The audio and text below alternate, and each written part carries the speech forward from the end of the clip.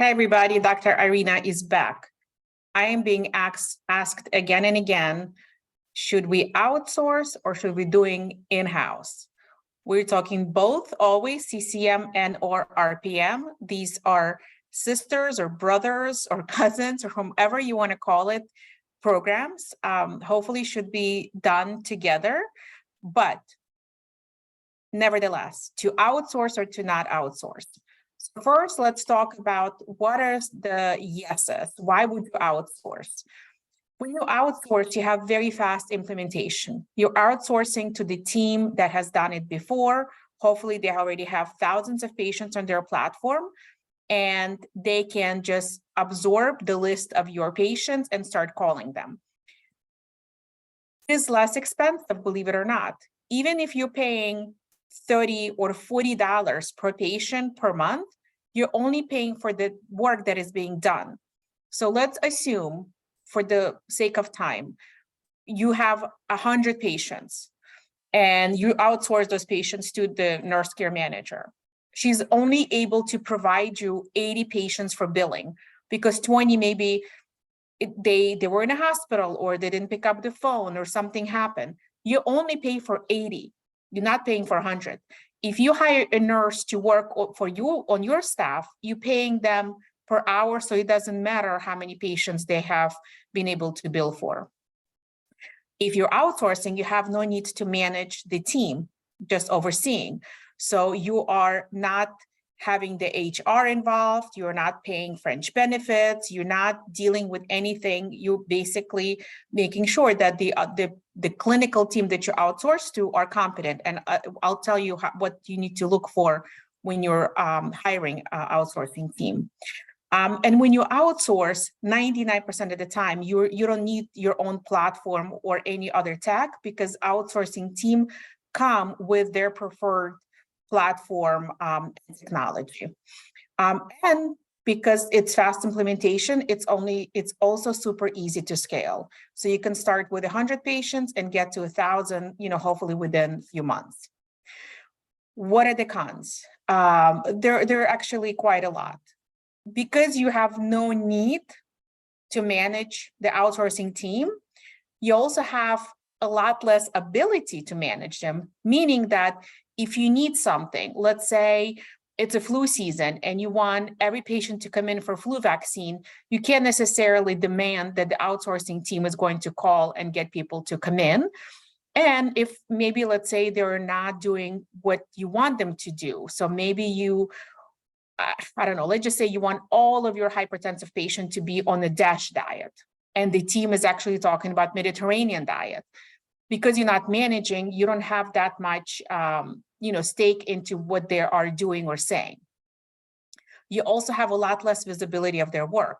You can only see what's being done after the month is over. So let's say we're talking about the same 100 patients, now only 80 were billable. You'll only know that when you'll get a report. So you don't know what's happening with your patients.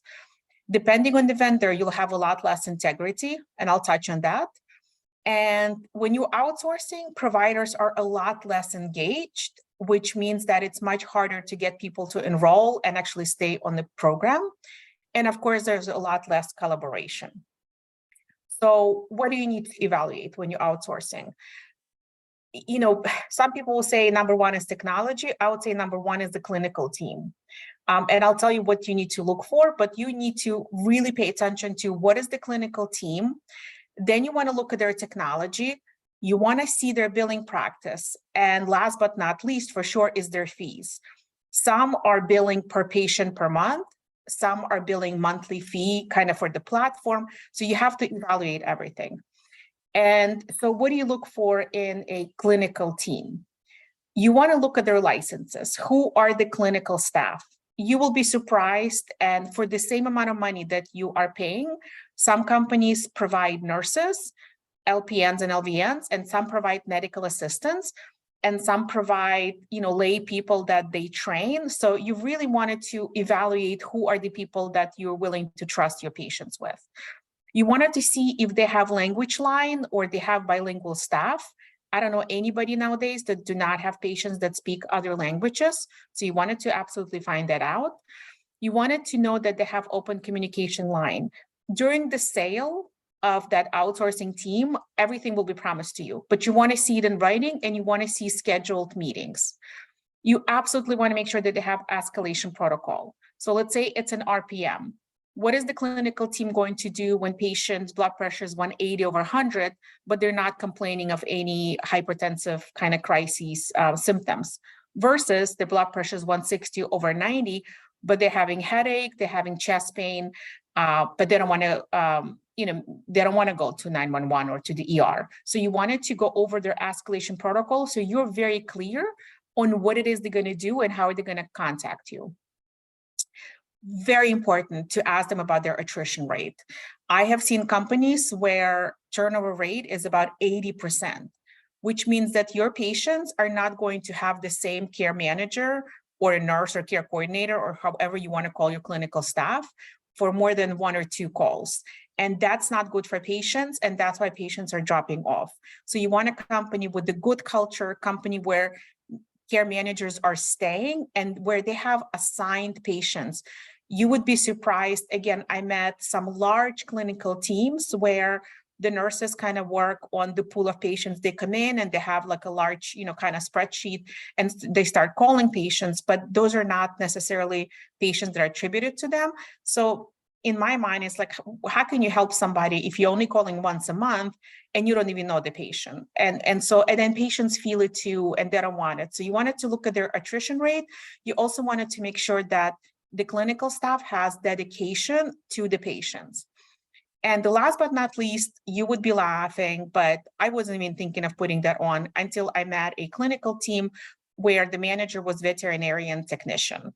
So you want to make sure that the management is absolutely their clinicians. You want a nurse manager who understands clinical protocols, who understands what needs to be done, and who's managing the team in the appropriate way. So with that, happy looking, hunting, reviewing. I'll be more than happy to answer any questions. Good luck to you and all the best. Your Dr. Irina.